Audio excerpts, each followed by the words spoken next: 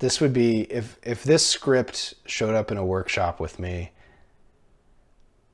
it would take, if you're given an hour and a half to workshop this script, which is definitely not enough time, we would get into the first 25% and I would have to email the notes for the other 75%, which would probably be like 10 or 15 pages of notes, because this is just, I think my, if I was a screenplay reader and I was just given this to do coverage on, I would just be like, pick some things that are important to you in this story, write that, start over, write that. Don't include what you already have, because it's tedious and it's going the wrong way almost every single time. So just pick the 5 things, the 5 critical moments that you want to write to, and write to them.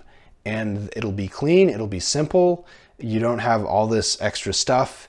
And then you can find spaces for all these extra things that you want to put in on the outside, but don't expand the script to do it. Just find a place to put it in.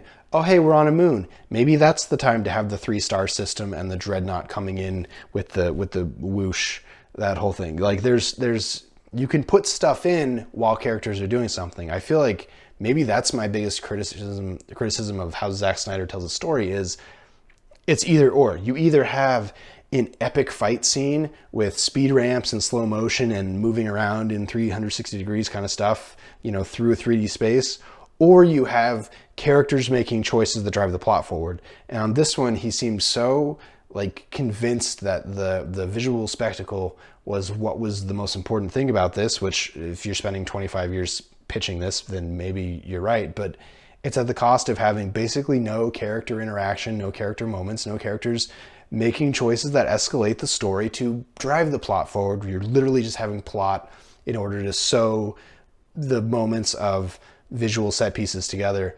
Yeah, so what a mess.